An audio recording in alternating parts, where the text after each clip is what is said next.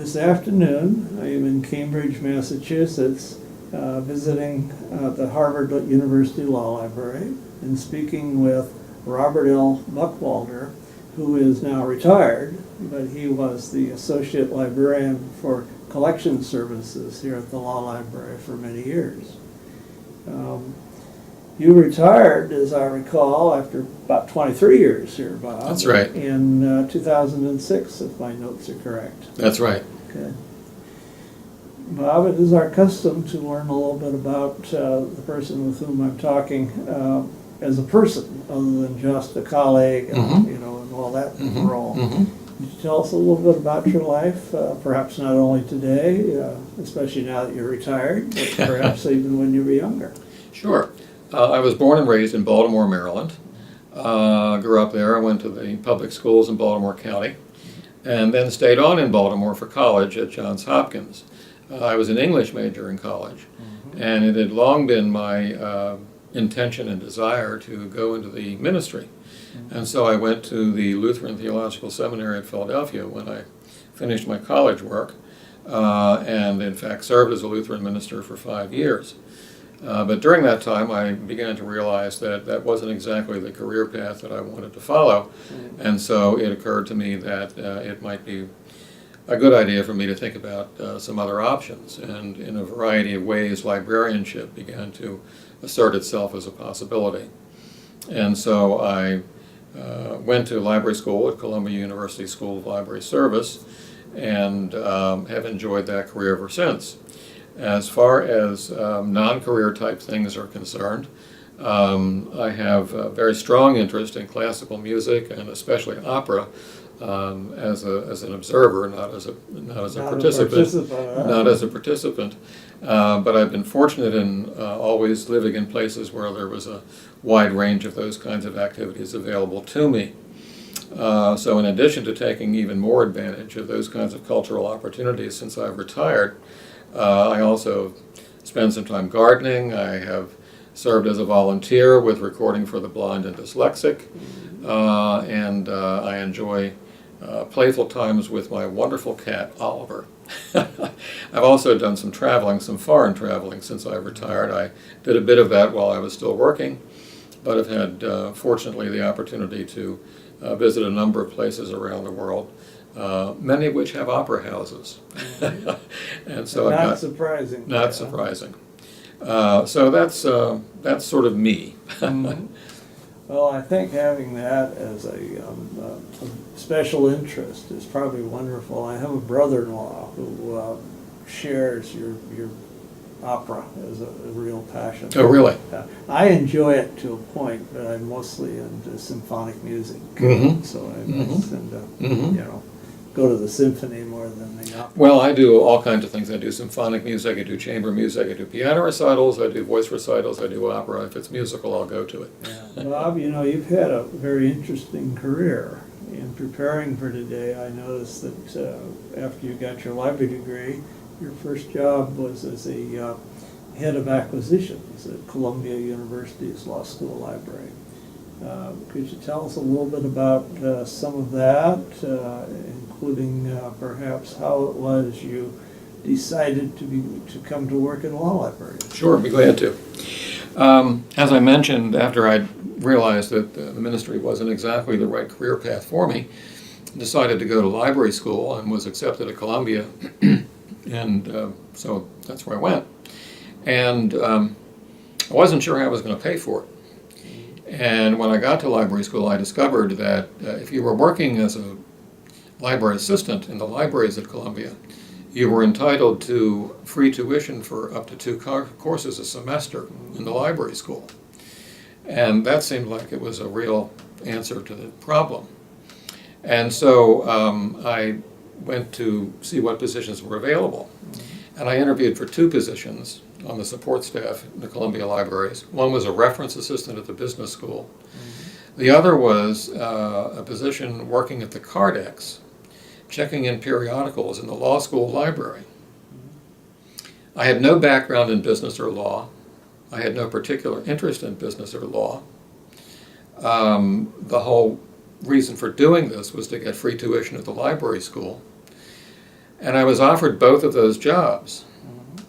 And as I thought about which one of them I wanted to take, I thought, well, as between business and law, it seemed as though law had the upper hand in terms of intrinsic interest. And besides, the little lady who interviewed me had seemed like an interesting person. And so it seemed as though it would be a good idea to accept the job at the law school library. Well, the little lady who interviewed me was a woman named Mira Pimsleur. And Mira Pimsleur, a name that jumps right out as a big heavyweight in our field. To anybody in law librarianship, that's correct. Yeah. And I discovered that Mira Pimsleur was considered to be, and was in fact, the premier legal bibliographer of her generation, and that she had contributed enormous amounts to the profession beyond her work at Columbia through her checklist of basic legal resources and other publications and so forth. And so there began a very interesting relationship with her because she was just a wonderful, remarkable person. In addition, and I could spend the rest of our time talking about Mira Pimsleur, but I won't do that. That wouldn't be so terribly bad. It would not be bad. Getting information about some of these people is difficult at best. Let me tell you a little bit about Mira Pimsleur. Okay. Please do. When I went to work there in 1971, one of the first things that occurred a couple of months after I went to work there was that Mira had her 50th anniversary party at the Columbia University Libraries. She had started working in the libraries at the age of 18 after she graduated from high school as a typist in the cataloging department in the main library. Because of Columbia's very generous tuition support for staff, she went to Hunter College and graduated Phi Beta Kappa at night on Columbia's dime. She went to the Columbia Library School and graduated from that. And then she worked as a professional librarian in the cataloging department in the main library for a while before she switched over to the law school library many years before I knew her. During that time, she also was the main financial support for the family. These were the Depression years, and her husband, Solomon Pimsleur, was a musician and a composer. And there wasn't a lot of employment for people of that ilk in those days. So she was the primary support for the family. And also, of course, raised two children, Joel and, the name will come to me. The man whose name I can't remember went to Columbia College, got a PhD from Columbia in French, and was the developer of the famous at that time Pimsleur tapes for language instruction. And he had a joint appointment with the Sorbonne in Paris. Now, I assume this means that his French linguistic skills were very good, because the French would not be likely to hire an American to teach French linguistics at the Sorbonne. I would think very much not. You're quite correct. Her other son, Joel, was an editor at the San Francisco Chronicle, having gotten his education at Columbia in the college and in the School of Journalism. So she was a Columbia person bred through and through, and as I say, one of the first things that happened while I was there was her 50th anniversary party. While she was doing all of those things, of course, she was also doing her job as a bibliographer, publishing her checklist of legal publications, and also running the law school library and doing the selection for legal materials. She was working on her 3-day jobs. 2 years later, she came up to Columbia's mandatory retirement age of 70. At that time, I was finishing up library school. Columbia was going through one of its many fiscal crises at the time, and they weren't able to afford the person whom they wanted to replace her, who was Iris Wildman from Yale. And so one day, Mira came to me while I was working at the Cardex and said, you know, I've talked to Mr. Shuck, that was Ed Shuck, who was the head librarian at the time, and we were wondering if you would be interested in applying for my job. I could not have been more shocked. But it met a real need, not only for a job, but also because I wanted to stay in New York for personal reasons at that time. And so I did apply for the job of head of acquisitions at the Columbia Law School Library, and had the great good fortune not only to have worked under Mira, but also to have been able to succeed her in the small amount that I was able to do at that time. Mira was still quite active in her bibliographical work, and she maintained a desk at the law school library at that time. So she was available to me to consult as I was learning the ropes of acquisitions work from a professional point of view. And I remember vividly that anytime I went to ask her a question, she would always say, "The decision is up to you. It's your decision to make. But if I were there, this is what I would do." And I usually took her advice. So that was my first professional position. And at that point, I still wasn't sure that I was interested in law librarianship as a career. I had had no particular interest in law. It was an appealing job to me because I could stay in New York, which I wanted to do for personal reasons, and also because it was, if you think about it generically, a good job as an acquisitions librarian and a research library. It happened to be that materials were legal materials. Yeah. But as I continued in that position, I continued to find the materials more and more interesting, especially once I actually had to take on responsibility for selecting the materials. Originally, the arrangement was that I would do the technical acquisitions work along with the support staff, and Ed Schuck would do the book selection, and that I would gradually learn the ropes from him. Sadly, Ed developed cancer and died very quickly after I took that job, and so there was nothing to do but for me to pitch in. Mirla was still around, and I could lean on her if I had questions and so forth and so on. But I had already begun to get a feeling for the legal materials. After Mr. Schuck died, Francis Gates became the law librarian at Columbia. And he felt very strongly that I had the potential for being a serious law librarian and encouraged me to apply to law school. Columbia didn't have a part-time program then and doesn't today. But they made one exception to that. They relaxed the residency requirement for anyone who could be admitted to the law school who worked at the law school. To my knowledge, there are two people who've gotten a degree at Columbia part-time. One was Miles Price, the legendary law librarian at Columbia, who got his law degree at Columbia part-time. And the other was a fellow who was doing it at the same time as I was, who was the financial aid officer of the law school. He got his degree. I finished the first year's courses, which is what Francis Gates had required me to do in order to get a promotion. Yeah. And at that point decided that I'd had enough and wanted to continue and focus on other things. But by that time, having finished the first year of law school at Columbia, I certainly had a grounding in legal literature, legal language, and the way lawyers think and work. Yeah. So that was an important part of my education as well, while I was working there as the acquisitions librarian. There were a number of interesting things about that period of time as well, because at the time I started to work there, the law library was under the jurisdiction of the main library, the general library. And the law librarian reported directly to the university librarian, but had a liaison relationship with the dean of the law school. This was an arrangement that had not been satisfactory to the law school for some time.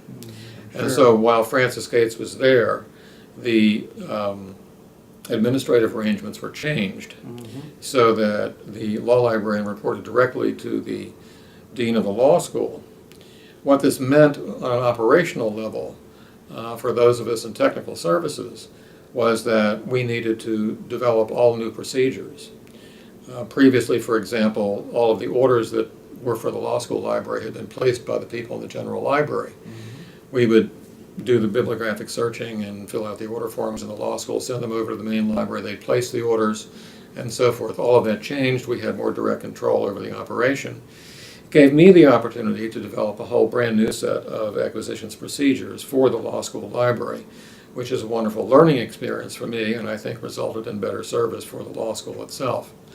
So that was, it was a very interesting time in which I learned a great deal, and I hope made some contributions to the law school library there at Columbia. Now you have dropped in name after name, luminary after luminary. Do any of these people would you consider them to have been mentors, or maybe others? Without question, Mira Pimsler was my mentor. Yeah. Without question, she was the person who first made me realize that collection development work in a library, and especially in a law school library, could be a challenging and stimulating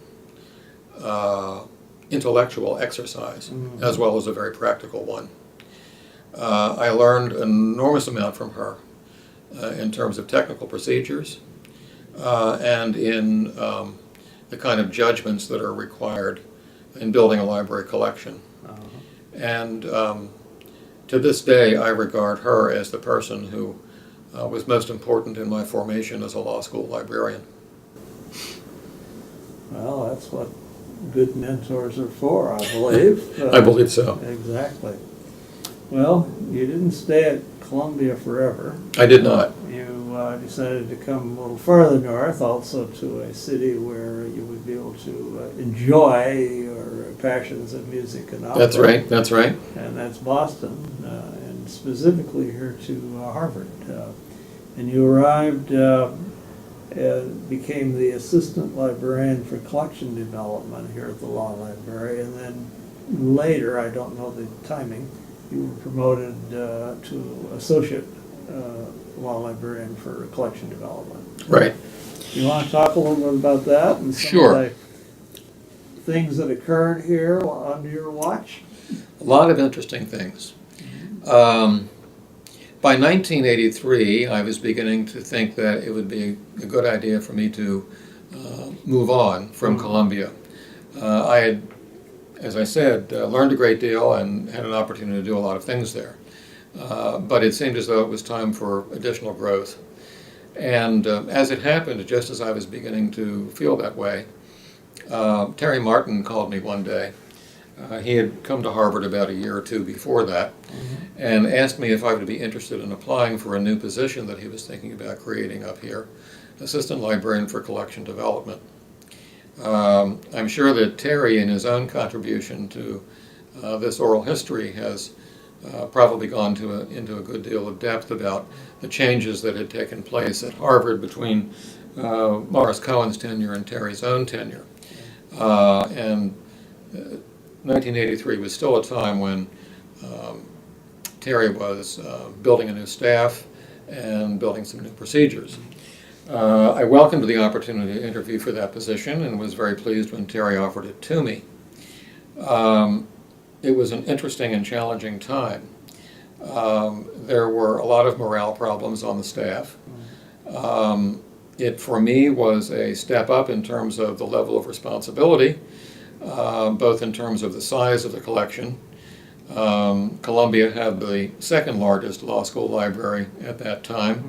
Harvard, of course, the first, but the order of magnitude was extraordinarily different. The Harvard collection was twice the size of the Columbia collection. Yeah. So it was an opportunity to work with a much larger and more varied collection. From the point of view of staffing, I had had a staff of 6 library assistants at Columbia. I now had a staff of 16, both support staff and professional staff, people doing book selection under my supervision and administration. So it was an interesting time. Just as at Columbia, I had had the opportunity to develop some new systems, so too here at Harvard. There was an opportunity to work with the development of new systems because, of course, Harvard was just beginning at that time on its long journey into library automation. And in fact, when I arrived here, I believe that the library was in the last stages of microfilming its catalog. And prior to not long before that, the catalog had still been maintained on 3x5 cards in huge pieces of furniture in the reading room of the library. So the work of microfilming the catalog had begun. I had no responsibility for that because my work was strictly in collection development and acquisitions at that time. But before long, we began to be more heavily involved, obviously, in digital access to library information. At the time I came here, I think there was only one Lexus terminal in the library. Probably one of those humongous big pieces of furniture Great, with a little big, computer in the middle huge of piece it. of furniture, that's Yeah. right, which was guarded carefully as a great I'm treasure. sure, yeah. And then things changed. So there were a lot of changes that were taking place at that time. Organizational changes. The law school was very generous in providing additional staff. For the first 7 or 8 years that I was here, Terry could count on getting a couple of new positions every year, either in technical services or public services, whatever it might be. During my entire tenure here, the law school was always very generous in its support for collection development money. And that too was a result of Terry's good work with the dean, encouraging the development of the library collections. So it was a very, very interesting time and a challenging one. Well, I know that somewhere in, that about the time you came, in the early 80s, the library grew roughly about 16,000 volumes a year, and they were basically all books in those days. Right. By the time you got to the retirement end, the figures were considerably larger. And you want to tell us a little bit about some of that growth and where it came from? Was it just, a lot of it was international, I know, but you also had always collected internationally. Well, the law school, the Harvard Law School's collecting scope has always been very broad. While I was in the library, basically our brief summary of our collecting profile was that we attempted to acquire the text of the law from every jurisdiction in the world in its original language of publication, and the secondary materials about the law to the extent that it was necessary to support research and instruction here at the law school. Now, that's obviously a very broad and generous definition of collecting scope, and it's one that I think it's fair to say the library has never actually achieved, because there are always gaps in your collecting. But certainly when I came here in 1983, I inherited a collecting scope that was very broad. We attempted to maintain that as well as we could. As you point out, a great deal of it was foreign and international, but a great deal of it was domestic as well. The annual increase in collection size of about 16,000 volumes a year back in the early 1980s grew to about 25,000 volumes a year by the time I retired. But I should correct that and say that it wasn't 25,000 volumes, it was 25,000 volume equivalents, because over time we increasingly began to rely on microforms for supplementing our print collections, and especially in areas like foreign official gazettes and other kinds of materials that are less heavily consulted and which take up an awful lot of space if you're collecting them in paper. It was also the case that we were able to increase the number of people who were involved in actual selection of library materials. When I arrived, there were 2 full-time staff members in the collection development department who did book selection, one for Anglo-American law, one for foreign and international law. We were fortunate in having June Rossier as the selector for foreign and international law at that time. She was a native-born Swiss, and so she had grown up with French and German as native languages. Her father was actually English, so she was a native English speaker, and she, threw in the rest of the Romance languages as well. But obviously, when you think about the collection scope that we defined for ourselves, 2 people could hardly keep up with all of that, especially when you consider the wide range of languages involved. And so I decided that it would be a good idea to take advantage of the language skills in the cataloging department and begin to involve some of the catalogers who had specialized language skills in collection development work as well. And so we changed job descriptions for those people, and they were no longer catalogers, they were bibliographers. They continued their cataloging responsibilities, but they were also responsible for selecting materials. And we did this with the Slavic languages, we did this with the East Asian languages, we did this finally with Arabic, and thus were able to broaden the collecting range of the staff. And I think that probably had a great deal to do with the fact that the numbers increased in terms of the number of volumes that we added. Of course, at the same time as we were adding volumes and adding microforms, we were increasingly relying on digital access to library information. And the Lexis and Westlaw came first, of course.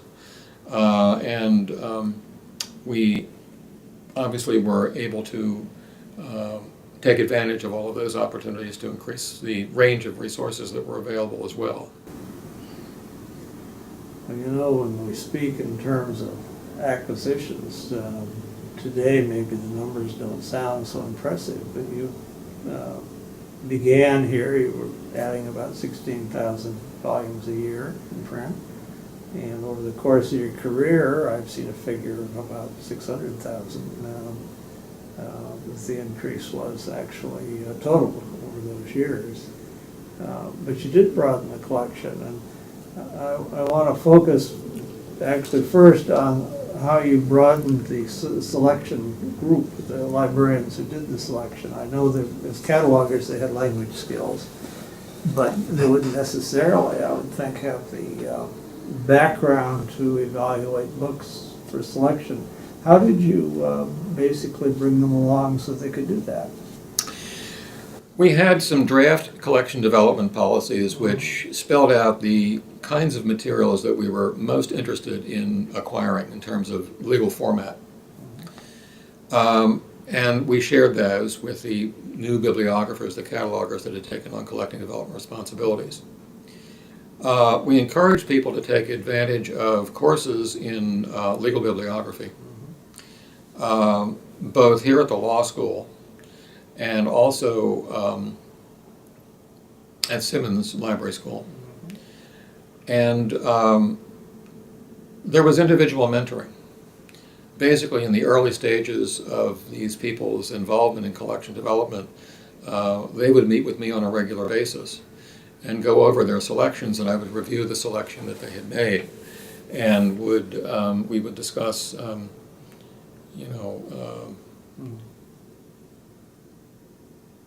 problem cases, so to speak. Mm-hmm. We also took advantage of working with faculty members who had both language skills and knowledge of the legal materials from foreign jurisdictions as well. And so each of these bibliographers would frequently, if there was somebody on the faculty who had expertise in the area, these bibliographers would work closely. For example, in the East Asian Legal Studies program, there was a strong liaison relationship between our bibliographer for East Asian law and the faculty who were involved in the East Asian Legal Studies program. It was also the case that we were fortunate in having the funds to support a fairly intensive collection development program in many of these countries. And in some ways, it's easier to select materials if your range is broad than if it's narrow, because you don't have to make the distinctions that somebody who has less funds available has to make. So basically, those are the ways in which I think we were able to expand it.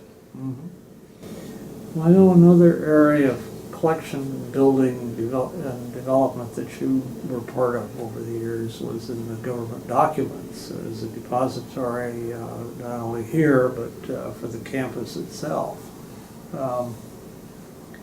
I noticed even coming in today here to the law library, on the windows on the side of the door down there as you came in, I saw that Harvard Law Library is still a depository for U.S. government publications. That's right. You did a lot of work on that and coordinated with other libraries on campus, as I understand it. Tell us a little bit about some of that. If memory serves, and it's been 10 years now since I retired, if memory serves, there were 2 U.S. government depositories at Harvard. The General Library was a general depository, and the Law School Library was a selective depository. And so we were able to take advantage of that quirk in the law, if you will, of the depository program for the law school library to acquire the U.S. federal publications that we wanted free of charge from the federal government. We were also a depository for United Nations documents and for documents of the European Union. In both of those cases as well, of course, we had an obligation to make them available to the general public. Oh, yeah. But in general, the Harvard collections, our approach has always been to make those parts of our collections which are uniquely ours available as broadly as we reasonably can. There is a perception on many people's parts that Harvard is a very exclusive institution, and in some ways it is. But we have always been aware in the library that we are the custodian of materials not only from government depository programs, but also from our own purchase that we have been fortunate to be able to acquire here that are not available to many other people in many other libraries. And so we try as hard as we can to make those materials available to people who wish to come here for research, and also through interlibrary loan. I know you were always a place we could rely on if we had to. We tried. Yeah. Well, if the book was on the shelf. Right. Well, that's another question. That's right. Yeah, the advantages of digital now. If it's digital, That's right. It's always on the shelf. Well, it's also one of the advantages of the Harvard Depository Library, which I was very much involved in as the law school library's representative on the committee that oversaw the Harvard Depository Library. That too was developed during the years that I was here, and Terry was very much involved in the genesis of that project. But basically, when the law school library was deciding what it was we were going to send to the depository and what we were going to keep on site, it was basically the middle of the collection that we decided to send there in terms of age. The oldest materials we decided we were going to keep here under close control in the Special Collections Department. And the cutoff dates were different depending upon whether they were U.S. materials or UK materials or European materials, but basically it was 18th and early 19th century that was the cutoff date.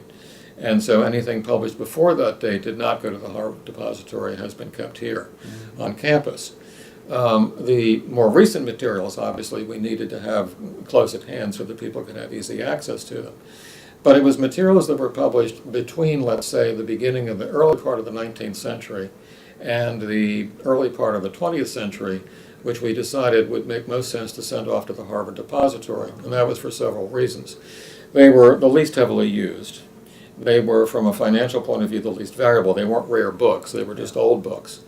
And they were frequently in terrible, terrible physical condition because of the quality of the paper that they were printed on. That's right, they were printed in that era when paper had changed. That's right, wood pulp paper instead of rag paper and so forth and so on, high acidic content and all that sort of thing. And there was another factor, and that is that the bulk of those collections, when Terry got here and when I got here, were housed in what I have to say were the most dismal library storage areas that I have ever seen anywhere in my life. They were stored in the basements of dormitories that had no climate control. They were stored in the attic of Austin Hall, a 19th century law school building which was subject to terrible heat in the summertime, terrible cold in the wintertime. That's where we had our collection of old Foreign Official Gazettes printed on newsprint that crumbled in your hands when you tried to take them off the shelf.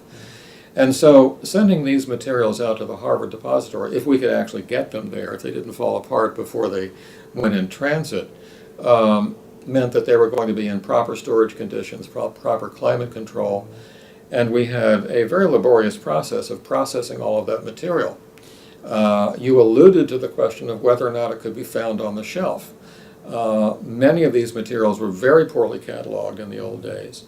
They had very poor bibliographical access, and they were frequently, for all practical purposes, lost.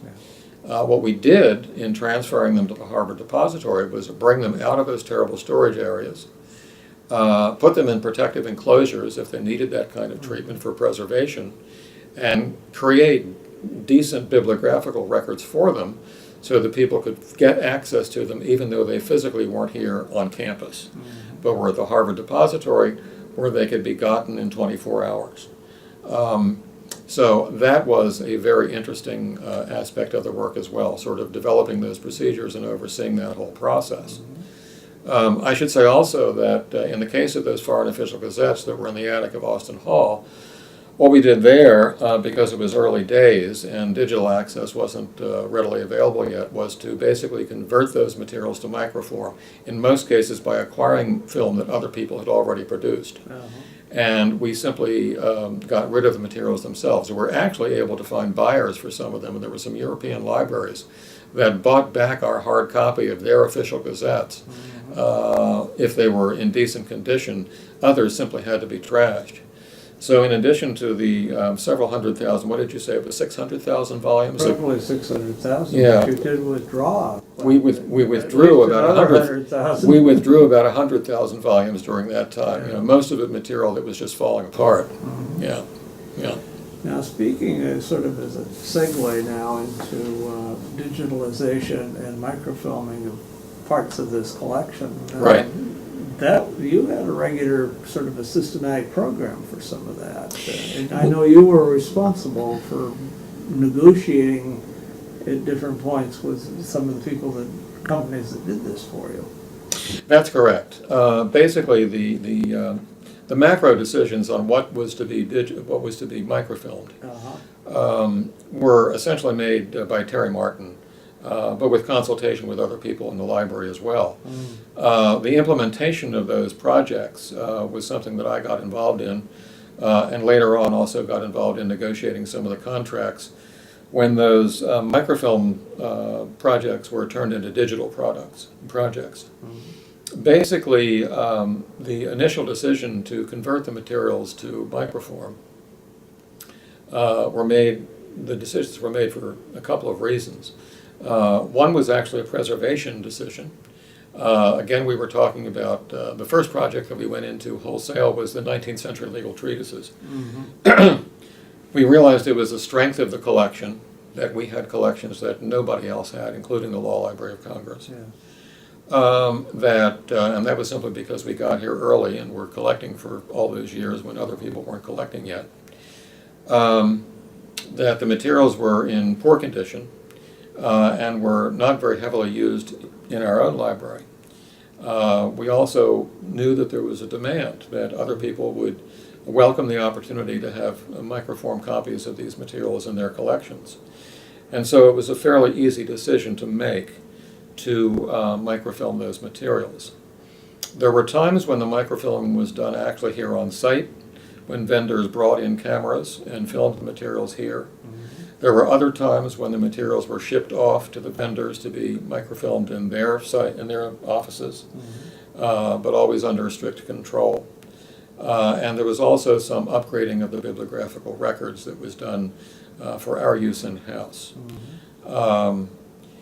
Once we finished with the 19th century legal treatises, there was a groundswell of request for 20th century materials. And so we decided to continue the project and microfilm materials from 1901 through, I think it was 1923 was the cutoff date because of copyright concerns. That was the copyright, yeah. And so that was the way that was handled. Yeah, the 19th century was an easier call from the standpoint of potential other rights to it. Sure. But it was very useful to have that kind of information available. And of course, many of those books, at least the later ones in the 19th century, probably were on that acid paper. Oh, absolutely. Yeah. Yeah. I mean, the earlier ones on, rag paper probably were in much better shape. Sure. Yeah, the early 19th century books were in fine condition. No, one of our reasons for doing the project was not only to get the income from the sales, but also to do preservation work on these materials by microfilming them, so that we had not only the physical copy but a microfilm backup here in our collection. And we did actually discard a number of the materials that came back, that had been so damaged in the microfilming process that it didn't make sense to hold on to the hard copy. Others we sent off to the Harvard Depository. It was interesting, Bob, in our early days, I'm not sure just when we all became aware of the fact that the paper was deteriorating so tremendously and sometimes very quickly.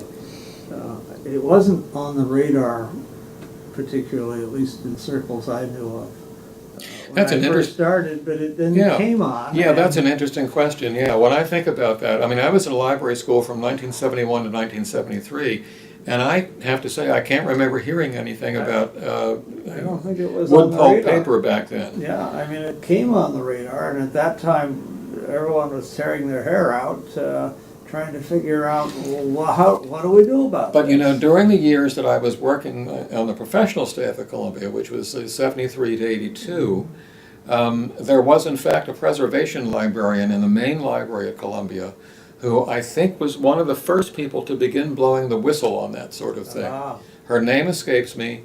She was a real leader in preservation in the profession at the time, but I think therefore that it was sometime in the mid-70s that began to be a kind of concern. Yeah.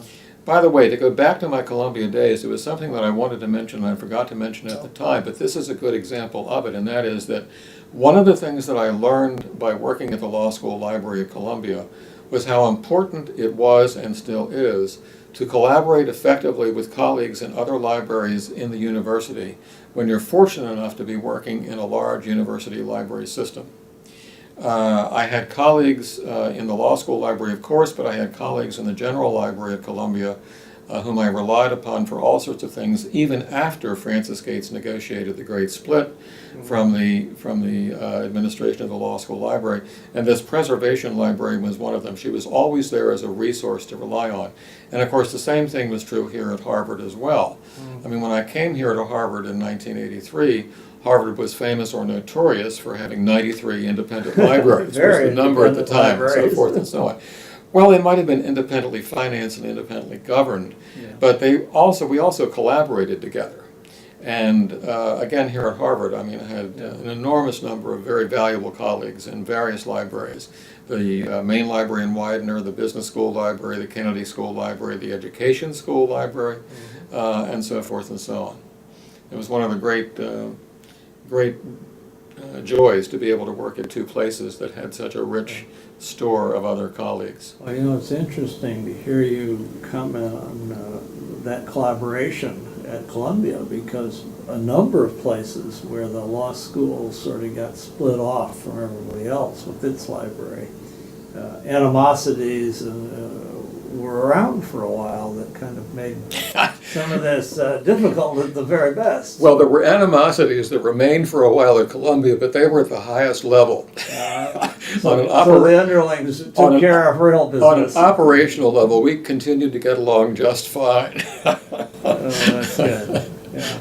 I never faced that kind of a problem. I worked in a library that was part of the university library in my first job, but there wasn't any attempt, at least in that era, to split us off. It worked, but it worked well, actually. Yeah. But I do know of a colleague or two who paid quite a personal price for having been the law librarian or director at a time when one of those disassociations, I'll use that word, were occurring. Yeah, it was difficult for some of the people at Columbia who were directly involved in the negotiations. There were hard feelings. Yeah. Well, can we turn now to sort of talking a little bit about some of your outside contributions to the profession? Sure.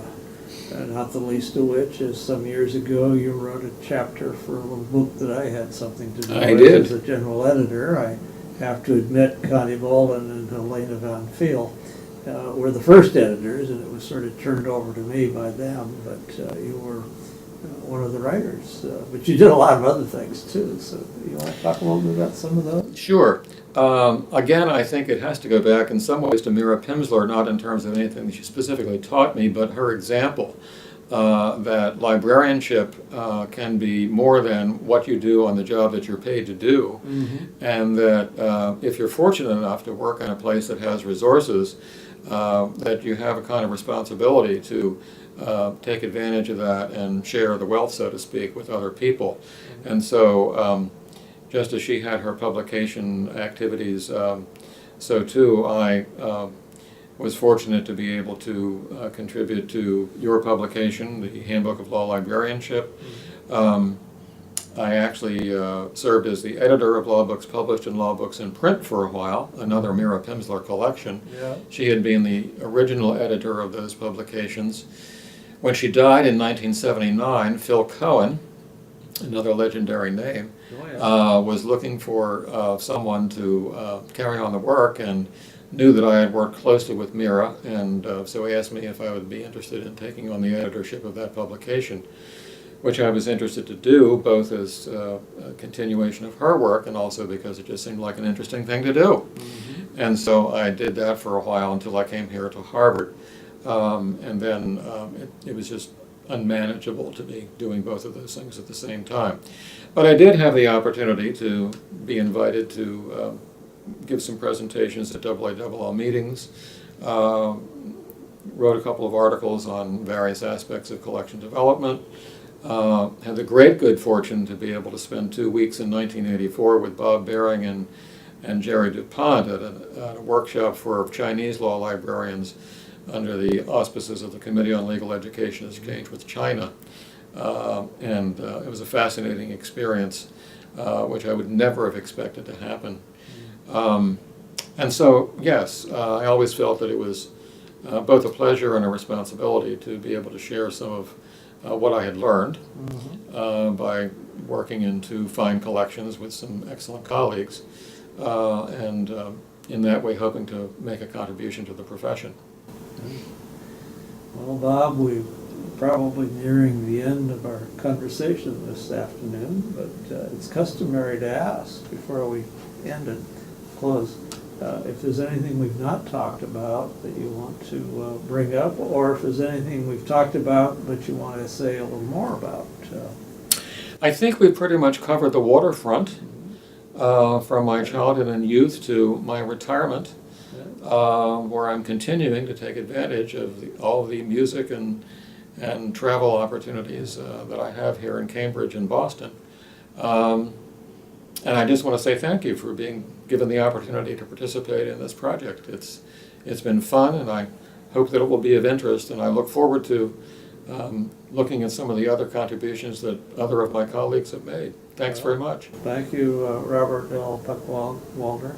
In thanking you, I'm not just thanking you for myself, though. I'm also thanking you on behalf of Michelle Wu, Frank Kodak, and Dick Spinelli, with whom I have the privilege of putting together this oral history. And it's a privilege indeed, because it is so much pleasure to reconnect with colleagues such as yourself that I've known over the years and find out things about you that I didn't know over the years. Well, thanks very much. Among the names of the people that you just mentioned, I knew them all, of course, but in fact, Dick Spinelli goes back to my earliest days in law librarianship. And I can remember hearing Mira talk to Dick on the telephone when I was sitting at the Cardex. So I think that's a nice way to round this up. Well, I'll add a little tidbit that will have absolutely no real purpose in this thing. But Okay. You and I happen to have been born in the same year. And another one of our same year, and I won't mention it, it was Dick Spinelli. Is that right? Yeah, I just learned that the other day. I had no idea we were the same age. Yeah, I was Okay. with him. Part of this trip was to stop at the Hein Company and do an interview with some of the leaders. Right. And Dick was there. He wasn't on camera. He's had his interview, I think. Mm-hmm. He figured that was enough. Or he knew he should say no this time. Uh-huh. But he mentioned that we were talking about birthday years, and I don't know, at the lunchroom or something. Okay. So Well, 41 was obviously a very good year. yeah, well, now you've given away how I old gave we it away? really are. Okay. Some of our millennial friends may look at that, oh, 1841. Not quite. Huh? Not quite, not Yeah. quite. Well, thank you, Bob, for a fascinating explanation of your career and talking about all the people with whom you had the pleasure of working over those years. That'll be a nice addition to this collection of legal histories, or Thank you, oral Paul. histories of Thank you, law Pat. librarianship. It's been a great pleasure to spend some time with you again. Thank you.